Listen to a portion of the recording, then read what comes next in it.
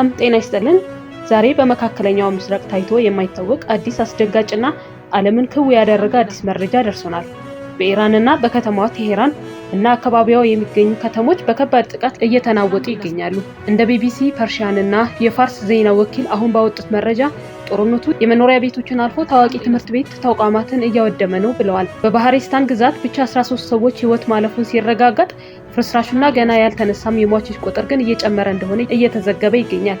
በሌላ በኩል ፕሬዚዳንት ዶናልድ ትራምፕ እጅግ አስፈሪ የሆነ የመጨረሻ ጊዜ ገደብ ሰጥተዋል። እንደ ኢትዮጵያ አቆጣጠር ለማክሰኞ ምሽት 4 ሰዓት ላይ ምን ሊፈጠር ይችላል? ትራምፕ ሁሉንም ነገር እናፈነዳለን ሲሉ፣ ኢራን ዳግም ከባድ እርምጃ እንወስዳለን በማለት እየተፋጠጡ ይገኛሉ። ውድ ቤተሰቦቻችን እንዲህ አይነት ወቅታዊና እውነተኛ የሆነው ዓለም ዜናዎች በፍጥነት እንዲደርሳችሁ ሰብስክራይብ በማድረግ የደውል ምልክቷን ይጫኑ።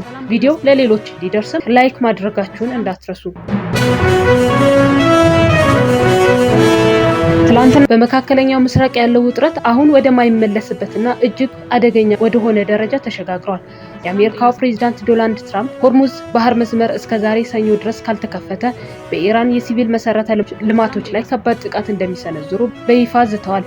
ትራምፕ በትላንትናው እሁድ ትሩዝ ሶሻል በተባለው ማህበራዊ ገጻቸው ላይ ባሳለፉትና ስድብ የቀላቀሉበት መልእክት ነገ ማክሰኞ በኢራን ኃይል ማመንጫዎችና የድልድዮች ቀን እንደሚሆን ገልጿል። ይህ ማለት አሜሪካ ከዚህ ቀደም ወታደራዊ ተቋማት ላይ ታደርግ የነበረው ጥቃት አሁን ወደ ሲቪል መገልገያዎች ማለትም የኤሌክትሪክ ማመንጫዎችና ወሳኝ ድልድይ ላይ ለማዞር ቀነ ቀጠሮ መቁጠሯን ያሳያል።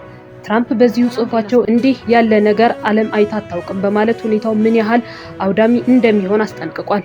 ይህ ውጥረት መነሻው ማርች 17 2026 ላይ ትራምፕ ለኢራን የሰጡት የ10 ቀን ቀነ ገደብ ሲሆን የሆርሙዝ የባህር መስመር ለዓለም የነዳጅ ገበያ እጅግ ወሳኝ የንግድ መስመር ቢሆንም አሜሪካና እስራኤል የካቲት 21 በኢራን ላይ ጥቃት ከሰነዘሩ በኋላ እንቅስቃሴው ሙሉ በሙሉ ቆሟል።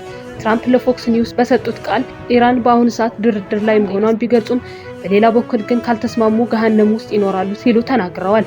እንደውም ለዋል ስትሪት ጆርናል በሰጡት ቃለ ምልልስ በሲቪል መሰረተ ልማቶች ላይ ጥቃት መፈጸሙ በህዝቡ ላይ ስለሚያደርሰው ጉዳት ምንም እንደማይመስላቸው በግልጽ ተናግረዋል። ይህ የትራምፕ ዛቻ በኢራን ባለስልጣናት ዘንድ ከፍተኛ ቁጣን ቀስቅሷል። የኢራን የተባበሩት መንግስታት መልእክተኛ አሜሪካን በሲቪል ተቋማት ላይ ጥቃት ለመሰንዘር መዛቷ ግልጽ የሆነ የጦር ወንጀል መሆኑን ገልጸው ዓለም አቀፍ ማህበረሰብ ይህንን አሰቃቂ ድርጊት እንዲቃወም ተማጽኗል። የኢራን ፕሬዝዳንት ጽህፈት ቤት ቃል አቀባይ ሰይድ ማሄታባታይ በበኩላቸው የትራምፕ ንግግር ከተስፋ መቁረጥ የመነጨ ስድብ ነው ሲሉ አጣጥለውታል። ኢራን የባህር መስመሩን ለመክፈት አንድ ትልቅ መስፈርት ታቀርባለች። እሱም በጦርነቱ ለደረሰባት ውድመት የካሳ ክፍያ እንዲፈጸምላት ሲሆን ይህ ካልሆነ ግን ወደፊት በዚህ መስመር በሚያልፉ መርከቦች ላይ አዲስ የታሪፍ ስርዓት በመዘርጋት ክፍያ እንደምትሰበስብ አስታውቃለች።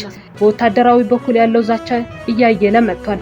የአሜሪካ መከላከያ ሚኒስትር ፔት ሄግሴት በተባለው ሳምንት ኢራንን ወደ ድንጋይ ዘመን እንመልሳታለን ሲሉ ዝተዋል። በአሁኑ ሰዓትም በኢራን የሚገኙ ትምህርት ቤቶች፣ የጤና ተቋማት፣ ዩኒቨርሲቲዎችና የአሜሪካን እስራኤል ጥቃት ኢላማ መሆናቸውን እየተነገረ ይገኛል። በዚህ መሃል ግን ትራምፕ አንድ ያልተጠበቀ የምስራች አብስረዋል። ባለፈው አርብ በኢራን ተራሮች ውስጥ ተከስክሶ የነበረው የኤፍ-15 ተዋጊ ጄት ፓይለት በከፍተኛ ኦፕሬሽን መታደጉን ተናግረዋል። ፓይለቱ ከባድ ሁኔታ ቆስሎ የነበረ ቢሆንም አሁን ደህንነቱ ተጠብቆ በአሜሪካ እጅ እንደሚገኝም ተገልጿል። ዛሬ ሰኞ ትራምፕ በዋይት ሃውስ ጋዜጣዊ መግለጫ እንደሚሰጡ ይጠበቃል። ይህ መግለጫ ነገ ማክሰኞ ለሚጠበቀው የኃይል ማመንጫና የድልድዮች ቀን ወሳኝ ፍንጭ ይሰጣል ተብሎ ይታመናል። የዓለም አቀፍ ማህበረሰብ ጦርነቱ ቆሞ ድርድር እንዲጀምር ቢወተውትም ሁለቱም ወገኖች ካለበት አቋም ንቅንቅ አላሉም። ነገ ማክሰኞ የሰላም ስምምነት ይደረሳል ወይስ ዓለም ወደ ታላቅ ጦርነት ትገባለች የሚለው ጥያቄ የሁላችንም ቀልብ ስቧል። በተያያዘ ዜና ጦርነቱ አሁን ወደ ሰላማዊ ሰዎች መኖሪያና ወደ ከፍተኛ የትምህርት ተቋማት ተሸጋግሯል።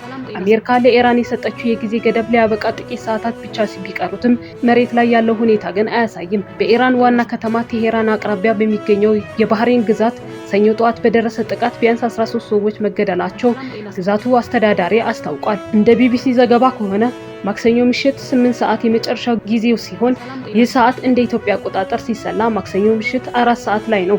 ትራምፕ ማስጠንቀቂያውን ሲቀጥሉ ኢራን የሆርሙዝ መሸምጠጥ እስከ ማክሰኞ ድረስ ካልተከፈተች የሀገሪቱ ኃይል ማመንጫ ጣቢያዎችና ድልድዮች እናፈርሳለን ብለዋል።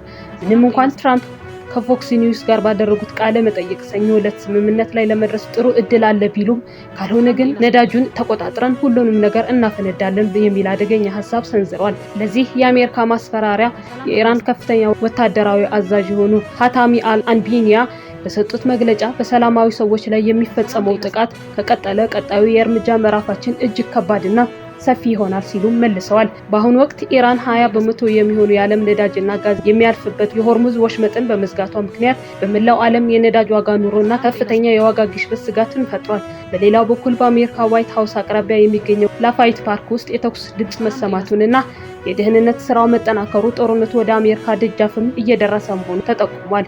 እንግዲህ ክቡራንና ክቡራን ተመልካቾቻችን ሁኔታው በዚህ መልኩ ቀጥሏል። የአሜሪካው የጊዜ ገደብ ሊያበቃ ጥቂት ሰዓታት ሲቀሩት በአሜሪካ ከተሞች ላይ ያለው ውድመት ግን እየጨመረ ነው። ውድ ቤተሰቦቻችን ይህንን የዓለም አቀፍ ትንታኔ ስናዘጋጅላችሁ በዋቢነት አልጀዚራንና ቢቢሲን ተጠቅመናል። አስተያየታችሁን በኮሜንት መስጫ ላይ አስፍሩልን። ቪዲዮን ከወደዳችሁት ላይክ እና ሼር ማድረጋችሁን አትርሱ። ለቻናሉ አዲስ ከሆናችሁም ሰብስክራይብ በማድረግ ወቅታዊ መረጃዎችን ተከታተሉ። ሰብስክራይብ ስለምታደርጉን እናመሰግናለን። ሰላም ቆዩልን።